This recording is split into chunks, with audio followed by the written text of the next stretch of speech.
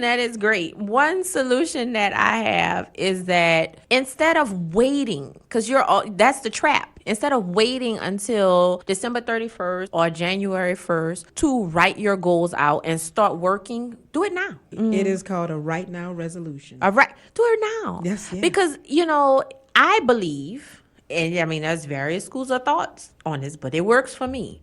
I believe the biggest obstacle is the start.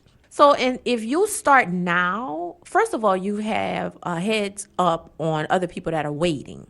And then if you start now, you can start working out the kinks and have it like a little momentum by the time the new year start, and you're more likely to stick with it. But if you wait to start, then you are waiting, and then you might not start, and then you start to feel guilty, and then it's just all of these things. So one of the first things that I would suggest is to start. Just do it now. Don't put it off. Don't beat up yourself. Just start. You call it a right now mindset shift, because if you are a person, like they say, gym memberships jump up in January, like the gym is filled in January. But then what happens is around February, March, nobody's there, but all of these people have paid for it. People won't stick with it.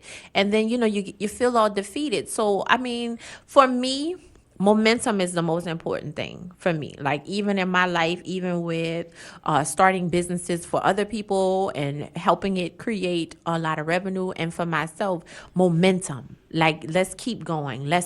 If it works, let's keep at it. Let's tweak along the way, but we have to keep going. Keep it moving. Keep it moving. Yeah. Mm-hmm. Well, I love it. And of course, this year has been very positive and successful for you. Mm-hmm. And you have embodied many, and if not all of the topics we've discussed, because don't make me cry. You are a reflection that it can happen. And you've done this so others can see that it's possible for them. Mm-hmm. And so today you are talking about no more settling. No more settling. Let's just cut it out. No, and I have been guilty, and sometimes it tries to creep back.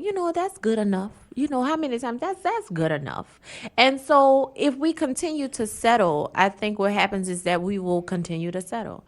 And something, I had this whole thing written out for you, and I forgot to save it on my documents, but I remember some of it. Right. Like if you settle in one area of your life, people don't realize how interrelated every facet of your life is. So if you settle in one area of your life, like let's say you settle at work, where you don't go after the promotion, you don't really put 100% into it, it's very likely that you're settling in your health, you're settling in your emotions, you're settling in your relationships, because that's what you do.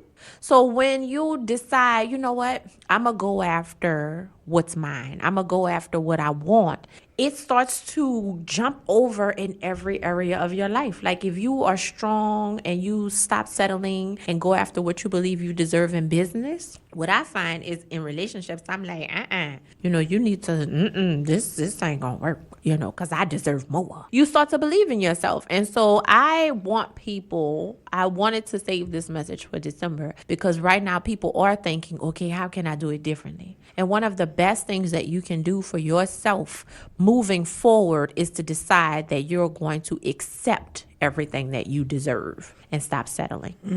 Very good. Well, that came right from the doctor, Dr. Sheika Square. She is in the studio and giving us all of the advice that we've learned throughout the year. And she's putting it all in a capsule for you today to let you know that it's time to stop settling. And one of the quotes in your book says, I will focus on changing and loving myself. Ooh.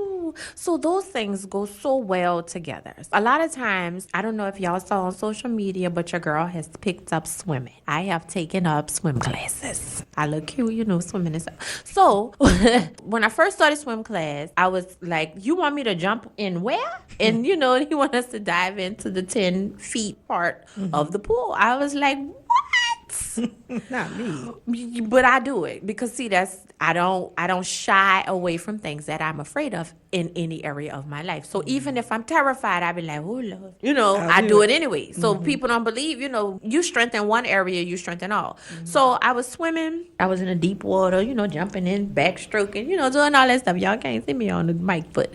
I was doing it all. And I looked up, I didn't see her, the lifeguard, and I was like, ooh. And she said, girl, when I watch you, it blows my mind. You picked up this stuff so quickly. And she said, it is amazing. And I said, well, well, I'm competitive. But see, the thing is, why I win is I'm not competing against anybody else in the pool. I'm competitive with myself. I push myself constantly to be better in every area. So if I feel fear in the pool, I say, oh no, that is a mindset. The water, you're not going to drown. They got about 15 lifeguards. You push. And so my whole point in saying that is when you learn to push yourself in one area and you strengthen one area and you learn to love yourself and you learn not to, give up and you learn not to succumb to the fear and you learn to really focus on self and compete against yourself and constantly push yourself to be higher, what happens is you learn to do that in every area of your life. You've had goals yourself. You've been very transparent this year, and it's all a part of the growth process, which has been phenomenal. You said you had a goal of wanting to employ people. Yeah. And you have met that goal. I have. I was like, wait, what?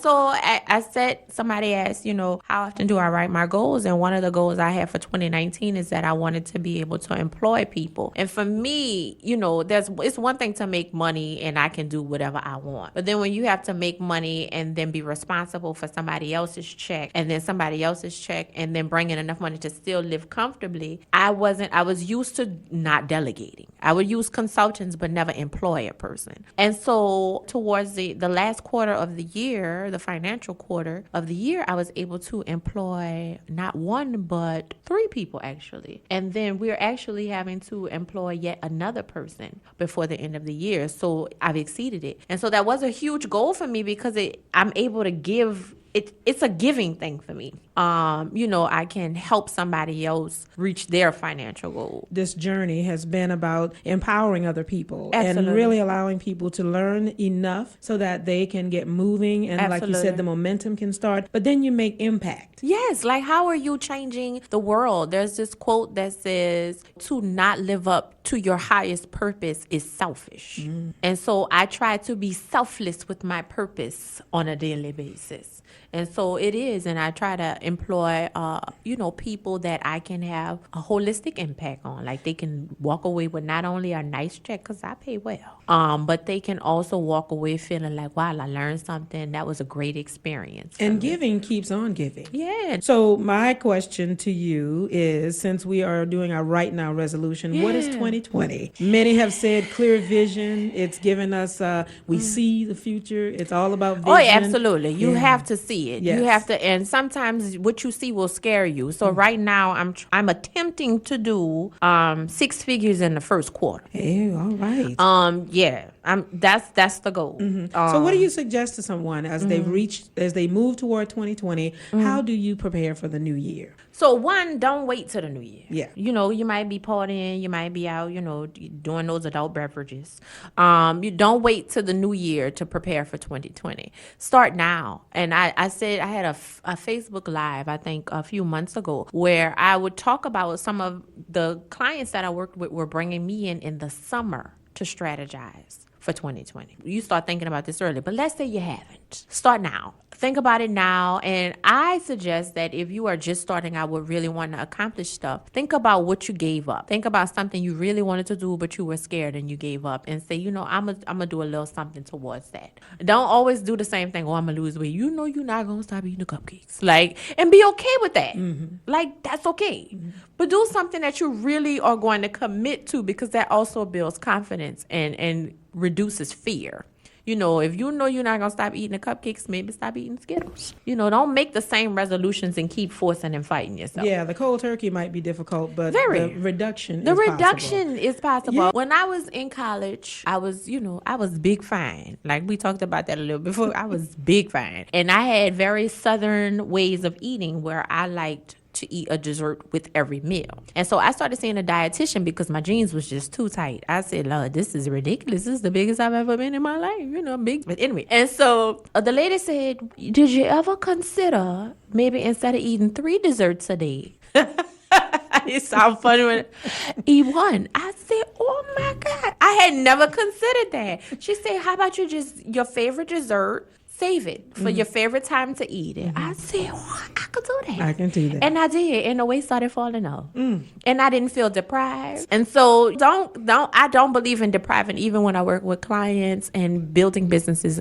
I don't believe in deprivation. I don't believe in a deficit mindset in anything. Very good. What do you have coming up? On December 22nd, I